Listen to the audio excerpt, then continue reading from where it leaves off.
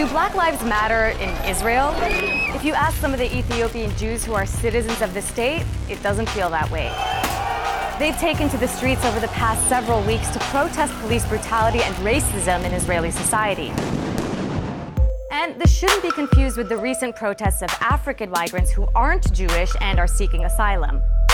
But back to the Ethiopians. These waves of protests were ignited in April after a video went viral of police violently beating an Israeli soldier of Ethiopian descent. And as Israel-based journalist and filmmaker David Sheen told me, that struck a chord with many. Pretty much every single Ethiopian Jewish man in this country can speak to that experience. Either he's experienced it personally, or his brother, or his uncle, or his friends have been the victims of police brutality. So what should you know about the Ethiopian Jewish community in Israel? Today, at least 135,000 Ethiopian Jews live in the country, which is approximately 2% of the population. Many of them arrived after Israel airlifted them out during the years of the famine in the 1980s and 90s. Before that, thousands of Ethiopians tried to reach Israel by land, many dying on the journey. But today, despite the fact that these Black Jews of Israel are citizens of the state, which entitles them to equal protection under Israeli law, and despite the fact that they serve in the Israeli army and speak fluent Hebrew, they have long been the victims of systemic discrimination. Just how bad is it? Obviously, being the darkest hued Jews in the country, they face color-based discrimination that's not unlike in the United States and other parts of the world. The Ethiopian community has not been allowed to access to housing all over the country. They were sent to certain communities and other communities refused them. They were sent to certain schools and other schools refused them.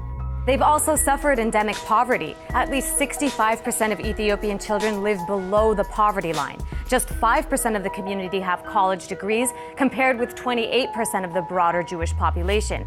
And on top of that, 1/5 of the inmates in juvenile facilities are Ethiopian Israelis. As organizer Moria Zalka told me, the younger generation of Ethiopian Israelis are fighting to change all of that. We were born here, we were raised here, we got the education here. So we know our rights, we know what we want. Until we won't see a result, but true result and a long-term results, we won't stop.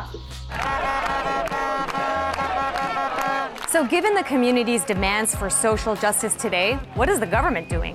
Well, Prime Minister Netanyahu met with the Ethiopian Israeli soldier who was beaten by police and told him,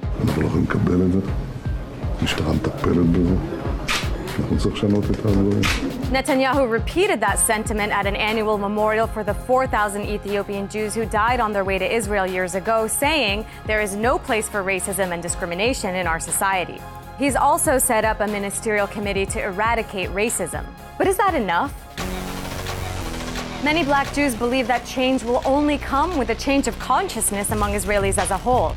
And given how small the Ethiopian community is and the fact that it doesn't have a lot of political power, how optimistic should folks be that the government will once and for all address these long-standing concerns? 3,044 קילומטר עברתי.